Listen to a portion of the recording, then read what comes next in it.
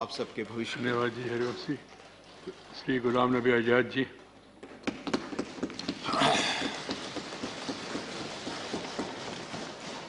माननीय chairman sir,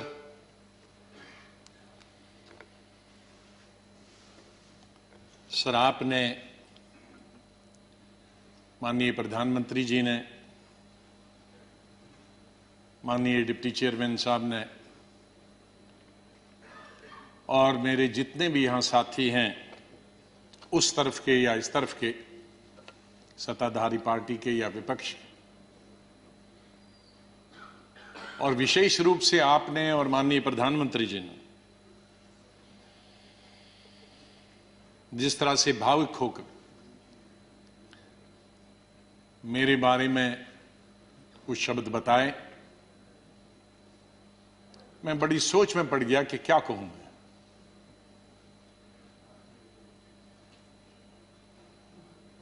मैं इन 41 वर्षों में जो मेरा लेजिस्लेटिव कैरियर रहा, 28 साल इस हाउस में, 10 साल लोकसभा में, 3 साल जम्मू कश्मीर की असेंबली में, तो ये कहूंगा कि महाराष्ट्र से जीत के आके मैं कभी इधर से निकला, इधर डूबा, इधर डूबा, उधर निकला, उधर डूबा, इधर निकला, ये मेरा जीवन ऐसे ही रहा और संघर्ष का जमाना रहा। और मैं आज बहुत सारी चीजों को छोटा करने के लिए कुछ शेरों में ही खत्म करते हैं। शायर जो होते हैं उनमें एक बड़ी ताकत होती है उनके शेरों में कि हम लोग अगर 10 घंटे का भाषण दें तो वो 2 शेर में खत्म कर देते हैं उसका। तो मैं उसका फायदा उठाना चाहता हूं, वरना अगर मैं इतने 41 साल के इस अनुभव को अगर कहना चाहूंगा तो बहुत समय लगेगा, कई हफ्ते महीने लगेंगे। लेकिन शुरू में करूंगा जिस बात से मैंने पॉलिटिकल कैरियर शुरू किया है, स्टूडेंट लाइफ। और कश्मीर में, जम्मू कश्मीर में मेरा, हालांकि मैं जम्मू से हूं, लेकिन मेरा डिस्ट्रिक्ट में, शमशेर सिंह जी जानते हैं, मुस्लिम मेजॉरिटी डिस्ट्रिक्ट, उसका असर कश्मीर का ज्यादा होता है, जम्मू का कम असर पड़ता है, विशेष रूप से मुस्लिम्स में। और उसके बाद कॉलेज और यूनिवर्सिटी तो मैं कश्मीर में ही पढ़ा और गांधी को पढ़ता था मैं, नेहरू को पढ़ता था, मौलाना आजाद को पढ़ता था, इन 3 की। तो जो मैंने सीखा है देशभक्ति का स्कूल से लेकर, और वो देशभक्ति आज उन नौजवानों की नजर में जो सियाचिन में है, जो जम्मू कश्मीर में कई दशकों से है, ठंड में है, बर्फ में है, उनके नाम से शुरू करता हूं मैं। खून की मांग है इस देश की रक्षा के लिए, खून की मांग है इस देश की रक्षा के लिए, मेरे नजदीक ये कुर्बानी बहुत छोटी है, दे दो।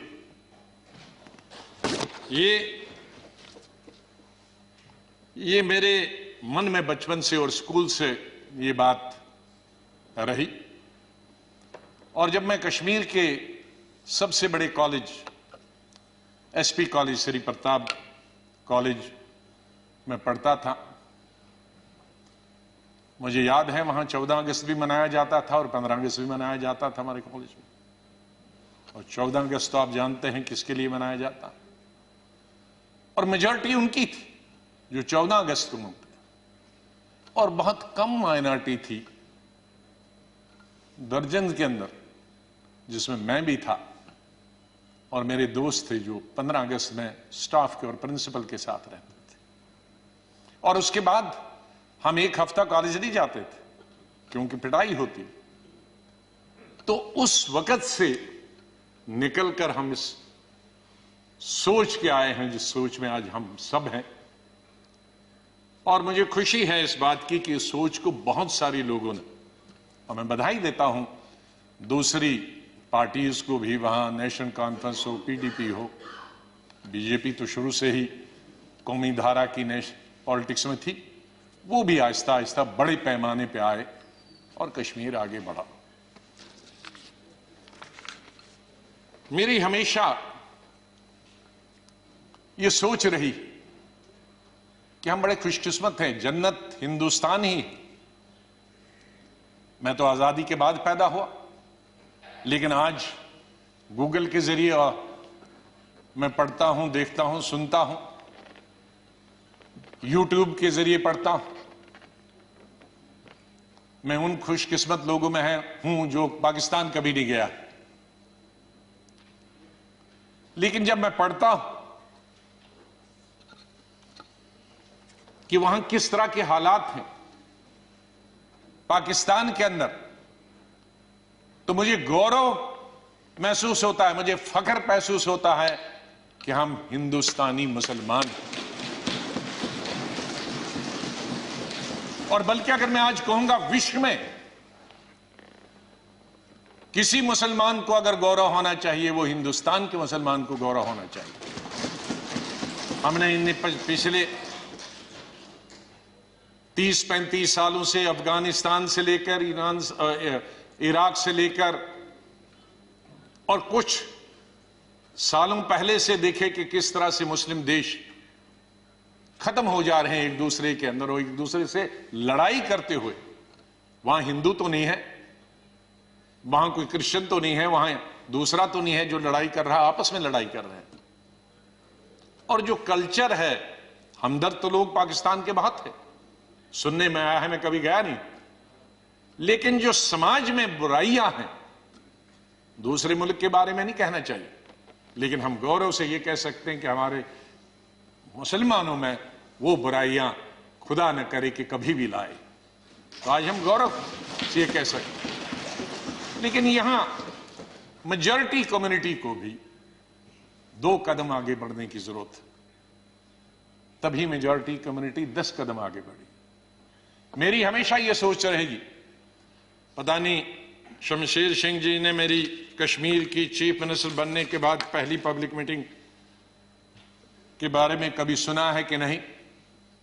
मैं जब सीएम बना तो पहली पब्लिक मीटिंग सीएम के तौर पे, आपको आश्चर्य होगा कहां ली होगी, वो मैंने सोपुर में ली, जहां के सोपुर में कोई कई दशकों से पब्लिक मीटिंग कोई कर नहीं सकता, आज भी नहीं कर सकता। शहर में तो नहीं की, लेकिन उसी कॉन्स्टिट्यूंसी में की जहां गिलानी साहब हैं, जो गिलानी साहब वहां से 3 दफा एमएलए चुन के आए। और उस पब्लिक मीटिंग में मैंने क्या कहा था कि मेरी सरकार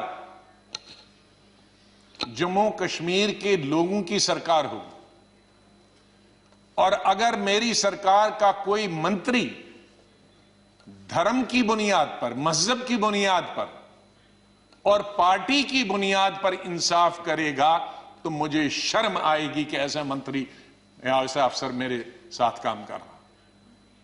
तो मैं उसी सोच का हूं कि जहां भी जाएं मुझे प्यार मिला लोगों का, बहुत प्यार मिला। आनंद शर्मा जी ने जैसे बताया, शरद जी ने जैसे बताया कि उनको तो बहुत अरसे से जानता, मुझे सौभाग्य मिला और उसके लिए मैं बधाई देना चाहता हूं और धन्यवाद करता हूं। आज वो जिंदा नहीं, इंदिरा गांधी जी का, संजय गांधी जी का, जिनकी वजह से मैं यहां पहुंचा और फिर काम करने का अवसर मुझे तकरीबन 5 अध्यक्षों के साथ मिला और 4 या 5 प्राइम मिनिस्टरों के साथ मंत्रिमंडल में काम करने का मिला। लेकिन अवसर यह मिला कि मैं हिंदुस्तान के सभी 35-36 यूटीज और स्टेटों का इंचार्ज करने का अवसर मिला। तो आज मेरे दोस्त, भाई, बहनें, मैं ये कह सकता हूं कि अंडमान से लेकर और लक्षद्वीप तक और कश्मीर से लेकर कन्याकुमारी तक, सिक्किम से लेकर गुजरात तक, ये बहुत एक चीज कमाई, बहुत कुछ सीखा मैंने इस पार्लियामेंट। मुझे अवसर मिला पार्टी के जनशक्ति या मंत्री के रूप में। वो इंदिरा जी के वक्त में मिला, राजीव जी के वक्त में मिला, सोनिया गांधी जी के वक्त में वो अवसर उन्होंने मुझे प्राप्त कराया, राहुल गांधी जी के वक्त में, और मुझे शायद बहुत सारे कम लोगों को ये अवसर प्राप्त हुआ होगा कि जो अपनी उम्र से दुगने के लोग थे और बड़े लीडर थे, उनके साथ पार्टी की तरफ से मीटिंग करने का मौका मिला और पार्टी के साथ कई नेगोशिएशन करने का मौका मिला। उनमें ज्योति बसु जी थी, करुणानिधि जी थे, जयललिता जी के साथ मैंने अलायंस किया, करुणाकरण जी थे, चंद्रशेखर जी थे, देवीलाल जी थे, मुलायम सिंह यादव जी थे, प्रकाश सिंह बादल जी से अलायंस तो नहीं किया, लेकिन कई चीजें जब मैं मिनिस्टर ऑफ स्टेट होम था तब कई मीटिंगें हुई। मैं जब देखता था implementation of Punjab accord, Assam accord, ये देखता था। आई.के. गुजराल साहब से, शुभू सोरेन जी से, साहब तंगल जी से, मुपनार जी से, फारूक साहब से, मुफ्ती साहब से, ये सब लोगों के साथ कई दफा, और यही वजह है कि यहां भी उसी तरह से मैंने चलाया। 3 प्राइम मिनिस्टरों के साथ मैं पार्लियामेंट्री अफेयर्स मिनिस्टर रहा। मैं उस बात को भूल नहीं सकता कि इंदिरा जी फोतेदार जी और हमें बताती थी। फोतेदार जी पॉलिटिकल सेक्रेटरी थे, मैं यूथ कांग्रेस का प्रेसिडेंट था। कहा जरा अटल जी से भी संपर्क में रहा करो। बीजेपी ने उन्होंने कहा अटल जी से संपर्क में रहा करो। तो वो इस सोच की थी। बाद में राजीव जी जब प्राइम मिनिस्टर बने तो उन्होंने कहा भाई अब विपक्ष के जो लोग हैं उनके पास तो 2 एमएलए एमपी हैं, हमारा इतना बहुमत, उनको भी तो अपनी कॉन्स्टिट्यूंसी का काम करना होता होगा, उनसे भी जरा पूछा करो। जब पार्लियामेंट्री अफेयर्स में मिनिस्टर बना मैं उनके वक्त में राजीव गांधी जी, तो फिर एक दफा फिर याद दिलाया कि आप बहुत सारे काम अपनी पार्टी के कराते हो, विपक्ष के भी कुछ करते हो। मैंने कहा मैं बिल्कुल उनके भी पूछता हूं, जो जो बताते हैं, हर चीज आपको बताने की जरूरत नहीं, हम अपने लेवल पे करते हैं। और बाद में मैंने यही चीज माननीय अटल बिहारी वाजपेयी जी से सीखी। 5 साल 91 से 96 तक मैं पार्लियामेंट्री अफेयर्स मिनिस्टर रहा और भी पोर्टफोलियोज थे मेरे पास। और अटल जी विपक्ष के नेता रहे, हमारे पास बहुमत नहीं था और अलायंस भी नहीं था, माइनॉरिटी गवर्नमेंट थी। और उस माइनॉरिटी गवर्नमेंट में अटल बिहारी जी वाजपेयी जी विपक्ष के नेता हो, यह हाउस चलाना कितना आसान मुश्किल हो सकता। लेकिन मैं कहूंगा कि सबसे आसान हाउस चलाना उन 5 साल में मुझे अटल जी की लीडरशिप हुआ। और उनसे सीखा मैंने कि किस तरह से हल निकाला जा सकता, विपक्ष की भी बात रहे और सरकार की भी बात रहे। मैंने अपने एलओपी के जमाने में यह कोशिश की कि हम यहां आए हैं, लोगों ने हमको चुना है कानून बनाने के लिए, लोगों ने हमें चुना है कई मसलों का समाधान निकालने के लिए, हल निकालने के लिए, उनकी मुश्किलात, उनके लिए रोजगार पैदा करना, एम्प्लॉयमेंट करना, डेवलपमेंट करना, विकास करना, सड़कें, नहरें, स्कूल, कॉलेज, अस्पताल बनाना, बिजली पैदावार करना। तो अगर हम हर वक्त ये आपस में ही लड़ते रहे, झगड़ते रहे और वो कानून पास नहीं होंगे तो लोगों का विश्वास हमसे उड़ जाएगा। इसलिए जब भी मैं अपने साथियों को भी समझाता था कि इसको मिक्स करो, एक आध दिन विरोध दिखाओ, एक आध दिन झगड़ा करो और बाकी दिन डिस्कशन करें। ये मैंने हमेशा प्रयास किया अपने। मैं धन्यवाद करता हूं हमारे उस तरफ के भी साथियों को जिन्होंने, और इस तरफ के सभी लीडरों को जिन्होंने उस प्रयास में पूरा अपना सहयोग दिया। मैं अपनी बात गृह मंत्री जी को स्टेटमेंट देना था, मैं उनका धन्यवाद करता हूं। और सबसे ज्यादा धन्यवाद मैं प्राइम मिनिस्टर का करता हूं कि आपने सबको सुना, आपने इतना समय 2 घंटे से ज्यादा यहां समय दिया। आप बहुत भावुक हुए और सच है, हकीकत अगर सच बताएं सर, मेरे माता पिता की जब डेथ हुई, मेरे आंखों से आंसू निकले, लेकिन मैं चिल्ला के रो नहीं पाया। मैंने जिंदगी में सिर्फ चिल्ला के रोया। और जब रोता है इंसान तो वो कोई चिल्ला के रोने के लिए तो आपको आर्टिफिशियल होने की जरूरत नहीं। वो थी पहली संजय गांधी की मौत, इंदिरा गांधी की मौत, राजीव गांधी की मौत, अलग अलग जगह थी, क्योंकि तीनों मौतें अचानक हो गई थी। शायद अगर नेचुरल मौत होती तो वो चीख नहीं निकलती। और चौथी थी जब सुपर सुनामी आ गया था उड़ीसा में 99। मैं हॉस्पिटल गया अपने पिताजी को दिखाने के लिए, और उन्होंने कहा कि इनको गैलेपिंग कैंसर है। मुझे तब तक ये गैलेपिंग कैंसर का नहीं, कैंसर मालूम, गैलेपिंग। तो मैंने पूछा इसका क्या मतलब हुआ, कि ज्योग्राफिकल रेशो से बढ़ता है, 2 का 4, 4 का 8, 8 का 16, 16 का 64, जो बढ़ जाता है, और इसकी अपर लिमिट है 21 दिन। तो 21 दिन आप कहीं मत जाओ। दोपहर को मैं ये लेके आया, और सुबह हमने प्रोग्राम बनाया कहीं जाने का, इनको घुमाएंगे। मिसेस गांधी का शाम को फोन आया कि वहां साइक्लोन है, कोई दूसरे जनरल सेक्रेटरी हैं वो जाना नहीं चाहते, और तुम ही जा सकते हो। अब मैं उनको कहता कि मैं, अगर मेरे डॉक्टर ने ये कहा है तो कहेंगी बहाना कर रहा। तो मैं अपने पिताजी को छोड़कर, मैंने कहा 2 दिन में वापस आऊंगा। गुजरात के, ये उड़ीसा के लोगों के लिए एक नई बात कहता हूं, क्योंकि इसका लुल्लू, इसका गवाह था, वो इस दुनिया में नहीं रहा। हमारे कांग्रेस का यंग लीडर था, यूनुस, बहुत हाउस होल्ड नेम है आज भी। उड़ीसा जब एयरपोर्ट पे पहुंचा तो 1000 आदमी था, लड़के। तो कहा सर पैदल चलना है, क्योंकि सारे पेड़ जो हैं, शहर पानी में है और सारे पेड़ सड़कों पर है, तो ये 10-12 किलोमीटर पैदल चलना। चले हम। तो सबसे बड़ा काम क्या था पहला, और मिनिस्टर कोई नहीं, चीफ मिनिस्टर भाग गए थे, मिनिस्टर भाग गए थे, कोई एडमिनिस्ट्रेशन, कोई। दुकानें तोड़कर मैंने उनकी लिस्ट बनाई पुलिस की मदद से कि उनको पैसे देंगे बाद में। हमने हथियार लिए जंगल काटने के, 3 रातें और 3 दिन। और अटल जी से जाते ही मैंने फोन पे संपर्क किया, अटल जी प्राइम मिनिस्टर, कि ये स्थिति है और हम सड़क तैयार करेंगे, तब आप आइए ताकि हम वहां समंदर तक पहुंच जाएं। 3 रात और 3 दिन हम तकरीबन 1000 लड़के यूथ कांग्रेस के मैंने लगाए काटने में और सड़क। फिर पीएम को फोन किया, फिर वो हेलीकॉप्टर से आए, फिर उनसे राशन मंगाया, फिर उसके बाद मैंने सोनिया गांधी जी को कहा। तो और वहां मैं रोया जब मैंने लाशें देखी, सैकड़ों लाशें तैर रही थी जब हम समंदर के किनारे तक पहुंचे। वहां मैं चिल्ला के रोया। वो 4थी दफा था।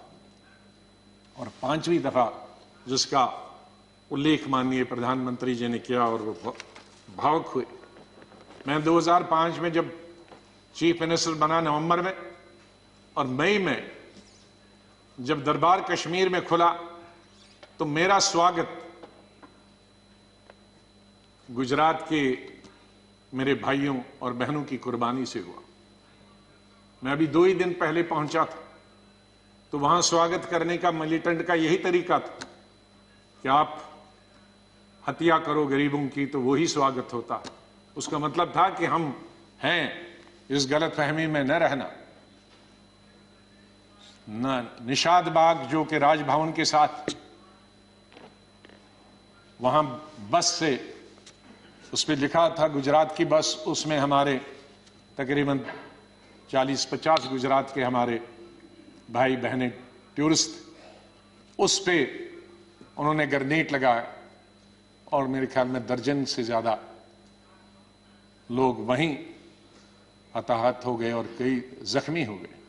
मैं फौरन तुरंत जगह पे पहुंचा, लेकिन तब तक पुलिस ने वो हटा दिया था। फिर मैं जैसे माननीय प्रधानमंत्री जी इन्होंने भी डिफेंस मिनिस्टर से बात की, मैंने प्रधानमंत्री जी से बात की, जहाज आया मी-8 उनको लेने के लिए। लेकिन जब मैं एयरपोर्ट पे पहुंचा तो जाहिर है सिक्योरिटी वाले कहते हैं कि सीएम आ रहे हैं, सीएम आ रहे हैं। तो एयरपोर्ट पे ये सब जाने के लिए तैयार थे। हमारे जख्मी भाई, छोटे छोटे बच्चे। तो जब मैं एयरपोर्ट पे पहुंचा तो इन बच्चों ने, जिसका किसी का पिता मर गया था, किसी की मां मर गई थी, वो रोते रोते मेरे टांगों से जब लिपट गए तो मैं जोर से मेरी आवाजें निकल गई, ये खुदा ये क्या तुमने किया। मैं कैसे जवाब दूं इन बच्चों को, मैं कैसे जवाब दूं उन बहनों को जो यहां तफरी के लिए आए थे, सैर के लिए आए थे, और आज मैं लाशें लेकर इनके हवाले कर रहा हूं उनके माता पिता की। तो ये भावुक होने की जरूरी बात थी। आज हम ये अल्लाह से, भगवान से यही दुआ करते हैं कि इस देश से मिलिटेंसी खत्म हो जाए, इस देश से आतंकवाद खत्म हो जाए।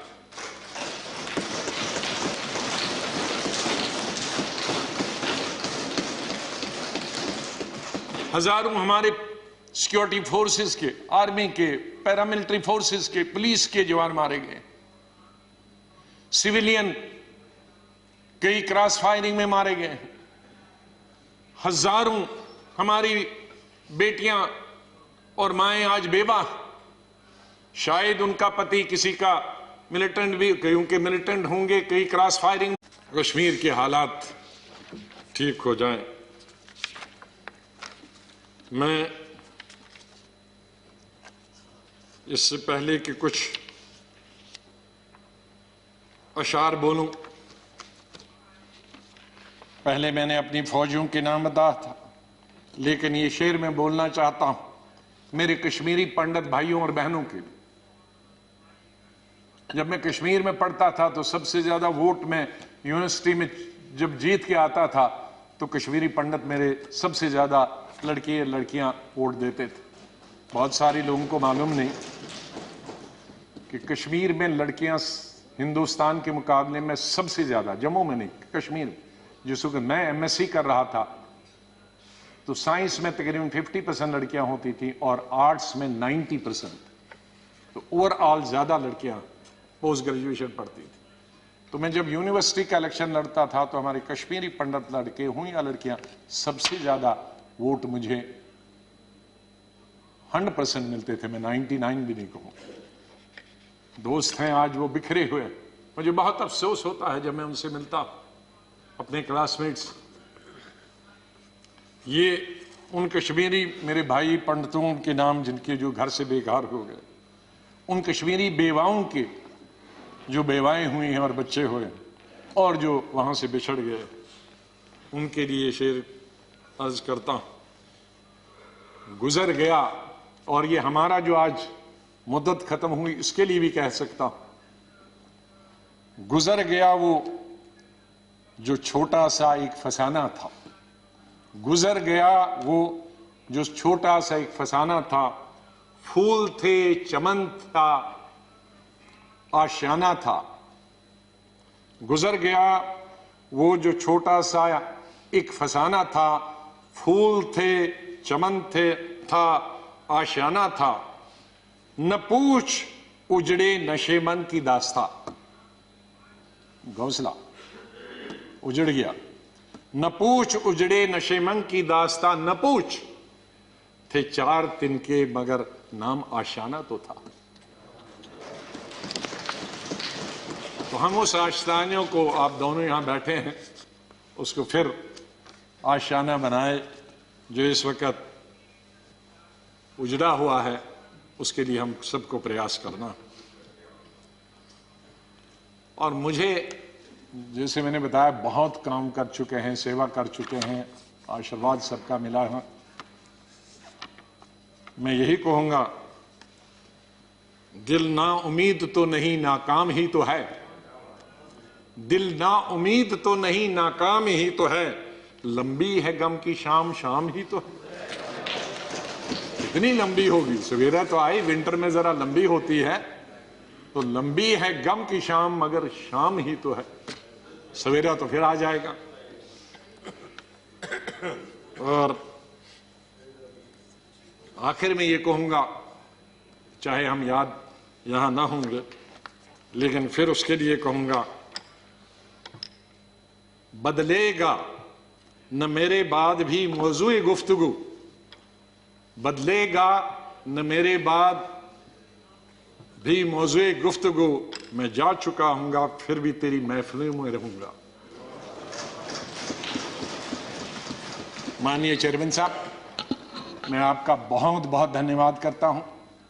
आपके साथ काम करने का मुझे अवसर मिला। आप जब पार्टी के अध्यक्ष थे तब भी हमारी मुलाकात होती थी, जब आप मंत्री बने तब भी बात होती थी, जब यहां चेयरमैन बनने से, वाइस प्रेसिडेंट आप बनने से पहले आप पार्लियामेंट्री अफेयर्स मिनिस्टर थे और मैं एलओपी था, तब भी हमारे संपर्क है। लेकिन जिस तरह का आशीर्वाद, जिस तरह का प्रेम, जिस तरह का प्यार आपका चेयरमैन के तौर पे मिला और वो जो गाइडेंस मिली, उसके लिए मैं हमेशा ऋणी रहूंगा, धन्यवाद करता हूं उसके लिए, और आपके स्नेह और प्यार के लिए मैं हमेशा धन्यवाद करता हूं। माननीय प्रधानमंत्री जी, कई दफा टोका टोकी हुई और आपने कभी बुरा नहीं माना।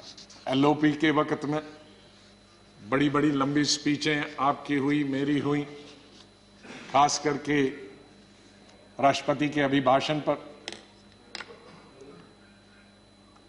उसमें लंबी तकरीर होती थी। कभी हम कुछ एलओपी की जिम्मेदारी करते थे, लेकिन आपने व्यक्तिगत तौर पर उसे कभी अपने खिलाफ नहीं लिया। हमेशा भी आपने पर्सनल कॉन्टेक्ट्स को और पार्टी की जो जिम्मेदारी है उसको दूर रखा। कभी ईद हो, दिवाली हो, बर्थडे हो, उसमें बराबर आपने कभी भी कमी नहीं की फोन करने की। सबसे पहले या तो मेरे पार्टी प्रेसिडेंट का आता था या आपका आता था। दो आदमियों का तो अनिवार्य, हमारे प्रधानमंत्री और कांग्रेस प्रेसिडेंट मिसेस गांधी। और आपने हमेशा बताया कि कभी अपनी स्टेट के बारे में हो और कोई काम हो तो मुझे आप कभी भी बताना। मुझे याद है जब मैं राज्यसभा इलेक्शन लड़ने गया तो आपने कुछ कहा कि भाई आपको कुछ जरूरत है। मेरे का वो तो लड़ाई है, आपका कैंडिडेट है, मैं कैंडिडेट हूं, उसमें आप कुछ नहीं कर सकते। तो ये एक पर्सनल टच जो होता, आदमी भावुक हो जाता है, आदमी सेंटिमेंटल हो जाता है, आदमी इमोशनल होता है। और मेरे संपर्क तो विपक्ष के साथ आज से नहीं, जब पहली दफा मैं एमओएस बना था तब से लेकर आज तक, क्योंकि हम मिलके ही देश को चला सकते हैं। लड़ाई करके, गालियां देकर नहीं, हम अपनी बात अपने भाषणों के जरिए कर सकते हैं। मैं आपका बहुत धन्यवाद करता हूं। मैं माननीय डिप्टी चेयरमैन साहब, मेरे यहां हम बेंचमेट रहे, वो हमेशा मुझे याद रहेगा। बहुत सिंपल आदमी है, स्ट्रेट फॉरवर्ड है। कभी कभी हम नाराज होते हैं स्ट्रेट फॉरवर्ड, लेकिन स्ट्रेट फॉरवर्ड हमेशा वो लोग नाराज होते हैं। और शरद पवार जी से लेकर और यादव जी से लेकर और सब लोग हमारे लीडरों का तो मैं बहुत ही धन्यवाद, सब लेफ्ट राइट एंड सेंटर, नाम क्यों कि कुछ लूंगा तो बहुत सारे हमारे साथी नाराज होंगे। तो चेयरमैन साहब से लेकर और प्रधानमंत्री जी से लेकर, मैं सेक्रेटरी जनरल साहब का कैसे और सेक्रेटरीट का कैसे धन्यवाद कर सकता हूं, मुश्किल है करना, क्योंकि इनका सहयोग मिला बहुत। हमेशा हर वक्त जब भी हमने कुछ चाहा, इंफॉर्मेशन पार्लियामेंट की या कोऑर्डिनेशन के बारे में आप तक पहुंचने की बात की, तो सेक्रेटरी जनरल साहब ने और सेक्रेटरीट ने हमने हमेशा हमारी मदद की है। और आखिर इस शेर से मैं आपसे विदाई लेता हूं, और इंशाल्लाह हम मिलते रहेंगे, चाहे यहां नहीं मिले लेकिन आगे एक दूसरे के पास आ जा सकते हैं। नहीं आएगी, मैं आप लोगों से बोल, नहीं आएगी याद तो बरसों नहीं आएगी, मगर जब याद आओगे तो बहुत याद आओगे। धन्यवाद गुलाम नबी जी.